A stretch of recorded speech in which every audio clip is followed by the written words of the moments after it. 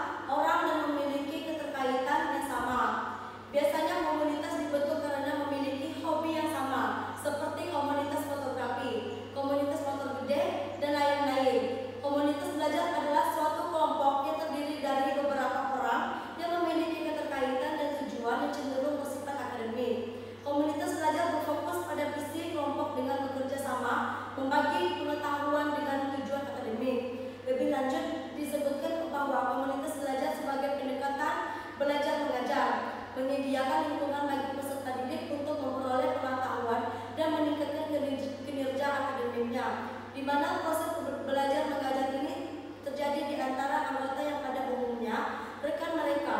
Jadi dalam komunitas belajar terjadi proses-proses pembelajaran mengajar tanpa menggunakan istilah guru peserta didik, tutor murid, dan istilah sejenisnya. Komunitas belajar berfokus pada perkembangan guru melalui 4 fase. Yang pertama, menurut Bruce Strukman dalam Francesca Marco Angelo dan Giuseppina 2010, dalam Sekar dan Kamarudiana 2020, yaitu mengusulkan 4 fase yang terjadi dalam pengembangan komunitas belajar. Fase pertama adalah forming, fase di mana komunitas dimulai berdasarkan antusiasme dan hubungan. Fase kedua adalah storming, fase untuk menentukan peran dan tanggung jawab dari komunitas. Fase ketiga adalah norming, tahap untuk menentukan aturan-aturan di dalam komunitas. Fase terakhir adalah performing, yaitu fase di mana anggota bisa berinteraksi untuk berbagai pengetahuan dan manfaat keputusan. Yaitu yang kedua, tujuan komunitas belajar. Tujuan komunitas belajar bisa memfasilitasi pengembangan perangkat ajar yang dapat digunakan dan disesuaikan untuk kepentingan belajar, seperti alur tujuan pembelajaran, modul ajar, modul proyek, bahan ajar, dan bahan asesmen. Dengan adanya kolaborasi anggota komunitas belajar yang baik belum dapat mengembangkan perangkat ajar secara mandiri bisa lebih berbantu dan juga memperkaya produk-produk yang dihasilkan. Yang ketujuh, masuk kepada pendekatan tematik bahasa Indonesia. Pendekatan tematik bahasa Indonesia yaitu yang pertama ada definisi pendekatan tematik, di mana pendekatan tematik adalah suatu sistem pembelajaran yang menyatukan beberapa mata pelajaran yang dikaitkan atau berpusat pada suatu pokok permasalahan atau tema, sehingga terjadi kepaduan antara yang satu dengan yang lain dan dapat memberikan pengalaman belajar berarti bagi siswa. Pengalaman yang berarti tersebut ditunjukkan dengan mampu siswanya menghubungkan antara konsep-konsep belajar yang telah dilakukannya dan dapat diwujudkannya atau direalisasikannya dalam kehidupan sehari-hari, sehingga siswa tidak hanya menghafal materi pembelajaran saja. Pendekatan tematik menekankan pada pembelajaran yang mengajak siswa untuk menemukan dan melakukan pengalaman belajarnya sendiri atau learning by doing.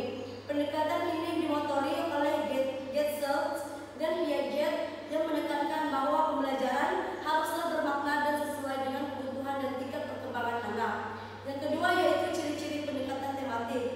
Adapun yang pertama yaitu berpusat pada siswa-siswa dituntun untuk dapat mencari, menemukan, dan melakukan pengalaman pembelajaran sendiri, atau pembelajaran berpusat kepada siswa atau yang dimaksud dengan student oriented, yang aktif dalam pembelajaran tidak lagi guru melainkan siswa. Yang kedua, memberikan pengalaman langsung pada anak. Yang ketiga, pembelajaran tidak lagi berpusat pada guru melainkan pada siswa, sehingga penyampaian materi tidak lagi dilakukan dengan metode konvensional atau ceramah lagi, melainkan guru harus kreatif membuat suatu suasana belajar yang dapat merangsang siswa untuk aktif mencari, menemukan, dan melakukan sendiri pengalaman belajarnya atau learning by doing. Yang keempat, adanya suatu tema pokok atau permasalahan. Yang kelima, pembelajaran berpusat pada suatu tema, dan dari tema tersebut dikaitkan beberapa mata pelajaran sesuai dengan tema, sehingga pembelajaran menjadi lebih bermakna dan siswa mampu menghubungkan konsep-konsep pembelajaran yang telah dipelajarinya. Yang keenam, pembelajaran dikembangkan sesuai dengan minat dan kebutuhan siswa. Pembelajaran lebih menekankan kepada konsep-konsep yang dibutuhkan siswa dalam kehidupan sehari-hari, dan konsep-konsep tersebut akan ditemukan dan dilakukan sendiri oleh siswa sebagai pengalaman belajarnya. Yang ke-C, manfaat pembelajaran tematik. Yang pertama yaitu dengan menggabungkan berbagai mata pembelajaran yang akan terjadi penghematan karena tumpang tindih materi dapat dikurangi bahkan dihilangkan. Yang kedua, siswa dapat melihat hubungan-hubungan bermakna sebab materi pembelajaran lebih berperan sebagai sarana atau alat daripada tujuan akhir itu sendiri. Yang ketiga, pembelajaran tematik dapat meningkatkan tahap kecakapan berpikir siswa. Yang keempat, kemungkinan pembelajaran yang terpisah-pisah sedikit sekali terjadi karena siswa dilengkapi dengan pengalaman belajar yang lebih tematik. Yang kelima, pembelajaran tematik memberikan penerapan dunia nyata sehingga dapat mempertinggi kesempatan rasa pembelajaran atau transfer of learning. Yang keenam, dengan pemanduan pembelajaran antara mata pembelajaran diharapkan penguasaan materi pembelajaran akan semakin meningkat. Yang ketujuh, pengalaman belajar antara mata pelajaran sangat positif untuk membentukkan pendekatan menyeluruh pembelajaran terhadap ilmu pengetahuan. Yang kedelapan, motivasi pembelajaran dapat ditingkatkan dan diperbaiki.